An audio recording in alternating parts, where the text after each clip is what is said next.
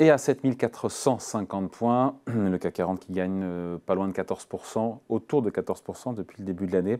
Il se trouve que sur les 40 valeurs qui composent l'indice parisien, 5 sont dans le rouge, dont 3 assez sérieusement depuis le début de l'année. Bonjour Eric. Bonjour mon cher David. Eric Lewin, rédacteur en chef des publications Zagora. Dans ce top 5, il y a de la Société Générale, il y a Total Energy. On va parler des 3 grosses lanternes rouges que sont Téléperformance, Unibail-Rodamco-Westfield et Eurofin. On va commencer par celle qui baisse le plus depuis le début de l'année, c'est Téléperformance. Ouais, alors en fait il y en a 6, David, je ne veux pas vous contredire, il y a juste ArcelorMittal qui perd moins 0,6% depuis le début de l'année. Ah oui, donc on a rebasculé effectivement ce matin. Ouais, mais enfin bon, attendez, là je pinaille, je suis pas sympa avec vous. Ce qu'on peut dire oui sur Téléperformance, c'est que en fait, création donc en 1978, la société est venue sur le CAC 40 en juin de 2020 en plein Covid, leader mondial des centres d'appel. Depuis son arrivée sur le CAC, donc il y a 3 ans, l'action a perdu 25%. Alors que s'est-il passé? On était en janvier 2022 à 400 euros. 400 euros. Aujourd'hui, on est à 159.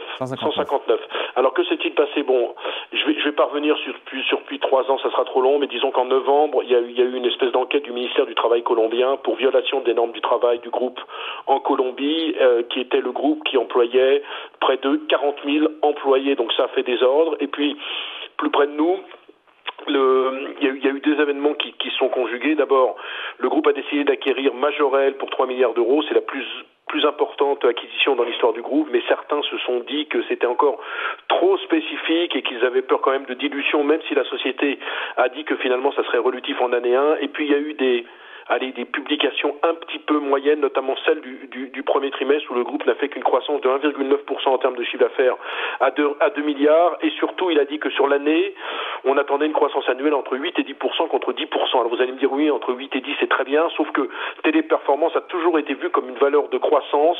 Et ça a un peu stoppé son statut de valeur de croissance pour les investisseurs. Bon. Et donc on fait quoi alors sur Téléperformance? Et attendez, juste je termine là-dessus. Alors c'est sûr que le groupe communique beaucoup en ce moment sur ChatGPT en se disant, bah écoutez, grâce à ChatGPT, ça diminue de 40% le temps d'un appel, c'est très productif pour nous. La problématique sur ce dossier, c'est qu'on a l'impression que les investisseurs sont un peu aux abonnés absents. Alors ce qui est intéressant, c'est que le flottant est supérieur à 90% sur Téléperformance. Alors moi, ce que j'ai envie de dire, c'est que je vais être contrariant. Moi, je pense qu'en dessous de 160 euros, la valeur mérite d'être mise en portefeuille. Pourquoi? Parce que ces ratios n'ont rien à voir avec ceux d'une valeur de croissance, parce qu'on pinaille sur la croissance, mais on aura encore entre 8 et 10%, avec quand même une rentabilité, David, autour de 16%, donc c'est une boîte rentable, il y a du free cash flow. C'est sûr que Majorel, ça a un peu fait peur aux investisseurs, parce qu'on s'est dit comment ils vont financer, est-ce que ça sera relutif? Parce que vous savez très bien, dans le monde dans lequel on vit, dès que vous faites une croissance un petit peu importante, on se dit il peut y avoir de la dilution. Maintenant, moi, je trouve qu'en termes de VS sur EBIT, ça vaut 8 fois, en termes de PE, ça vaut 12 fois. Moi, je vais, sur ce dossier, je suis acheteur à contrariant, puisque plus personne n'est sur ce dossier. Alors, il y a un autre dossier sur lequel plus personne ne va, mais ça fait un petit moment que ça dure.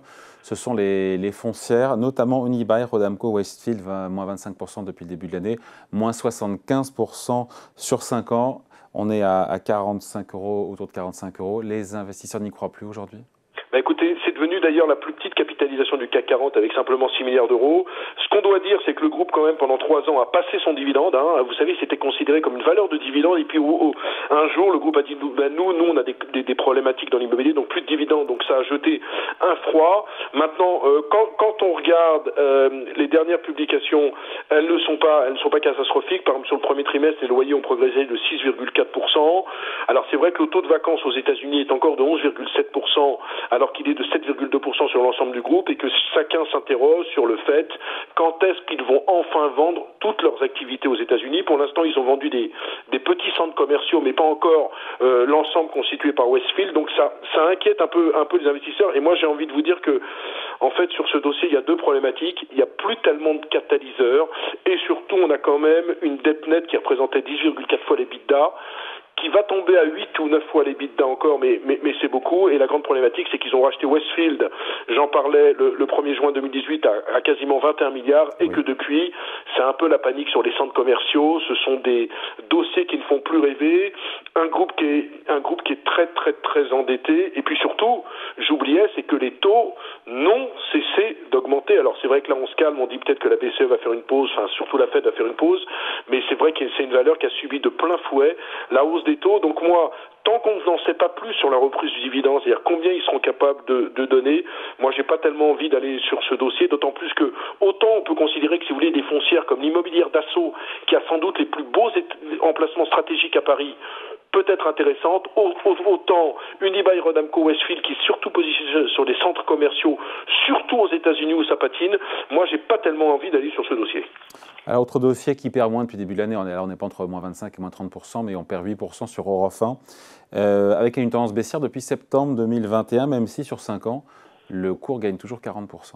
Ouais, alors c'est pas mal. Alors vous savez qu'en fait c'est terrible parce que Eurofin Scientifique c'est la même chose que Téléperformance. Ils sont venus sur le CAC 40 en 2021 à la place d'Atos, ça valait 24 milliards et maintenant la valorisation est tombée à 12 milliards. On a le sentiment vraiment qu'il y a une malédiction.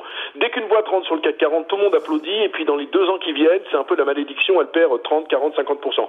Ce qu'il faut dire quand même sur cette société, c'est qu'elle a profité à mort, et excusez-moi sur cette expression, de tout ce qui est évidemment les tests Covid, puisque Eurofins, créé en 1987 est le leader mondial incontestable des bioanalyses.